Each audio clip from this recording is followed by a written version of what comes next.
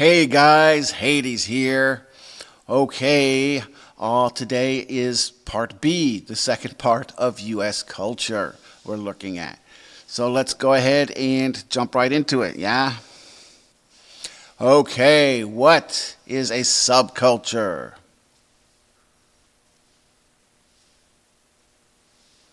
What is a counterculture?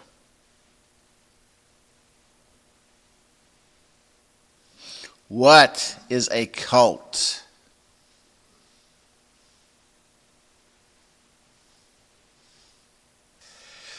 Okay, it was kind of hard to find one definition I really liked a subculture as I searched through the internet. Um, some of them were too different and often opposing. One thing stood out in a subculture was not part of the mainstream culture, or at least not 100% part of the mainstream culture. Let's just use Jason's definition. Jason would be me. A subculture is a culture within a culture that often, but not always, has different beliefs from what is perceived as standard for the given mainstream culture. Meaning, a subculture is a little different than the main culture. A subculture can be based on religion, race, ethnicity, politics, beliefs, sexual behaviors, music, or any interest that mainstream society doesn't recognize. Subcultures aren't necessarily perceived as negative. They can be, right? Sometimes, but again, they're not always considered negative. Sometimes they're just different. As the prefix sub often refers to something non, or below, or beneath, some find the term degrading. Today, you'll find someone, anything you say, there's going to be someone that is upset with it. So the terms minority culture or microculture have come into use a little more often, but honestly, subculture is just fine. A subculture is a culture within a culture that has at least one thing different about it than the mainstream culture. It might just be a hobby, right? Or it could be a religion, right? It's something that's different than most people in the main culture.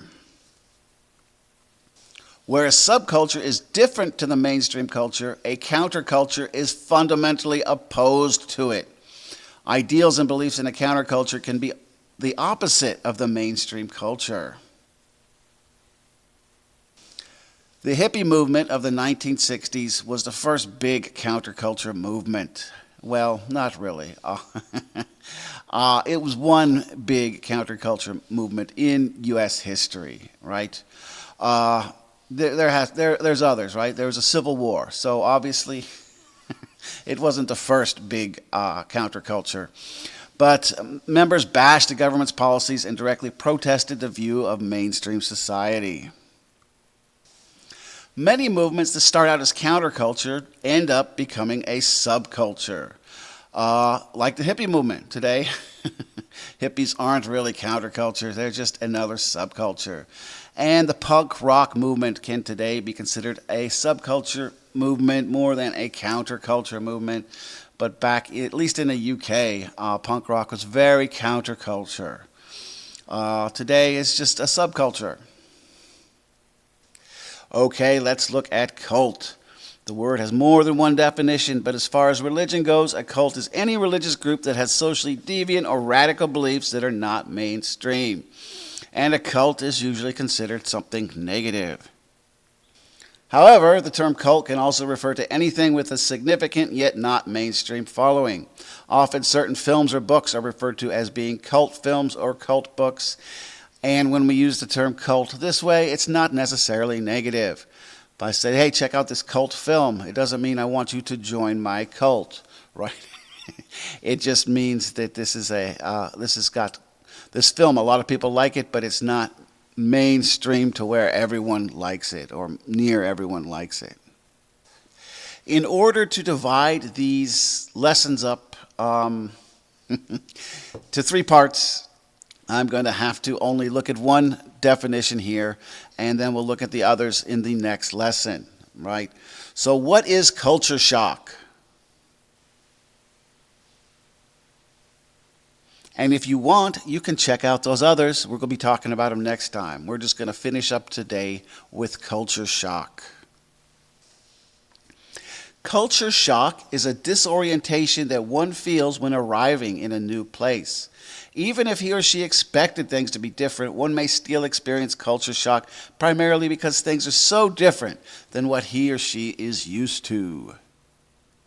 I'm not a big fan of all these definitions of all these things sometimes.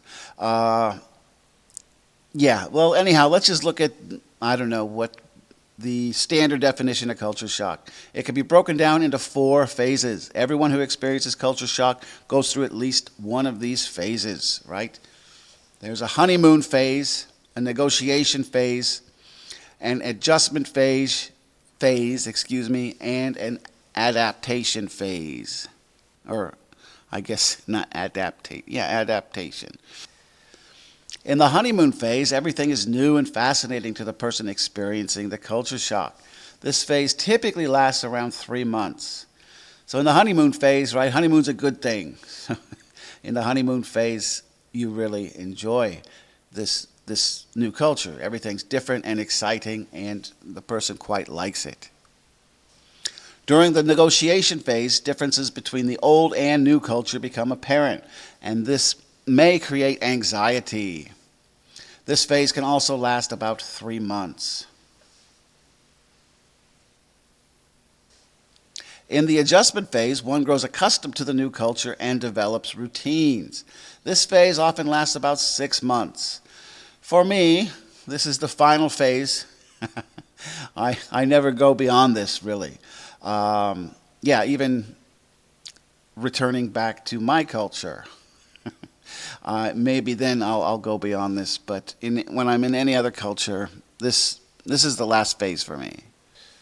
In the adaptation phase, also known as the mastery phase, the individuals are able to participate fully and comfortably in the new culture.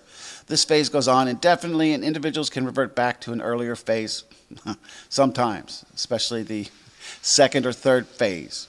Right? I never really get into this phase, often because I don't ever learn new languages. That's ironic coming from someone trying to teach you English as a second language.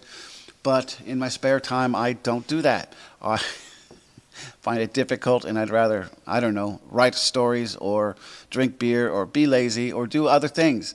So I don't think I ever get to the adaptation or mastery phase when I'm in a different culture. Okay, guys, that's it for this lesson on U.S. culture. I'll have one more in probably just a few lessons. We'll do the final one. I have many other culture PowerPoints and other culture ideas I have for this playlist, for lessons in this playlist. Someone recommended I do one on U.S. presidents. I guess I could, but keep in mind it's culture series. It's not all about U.S. culture, even though I have several PowerPoints on states and a little history of U.S., but I do have other ones that aren't all about the U.S.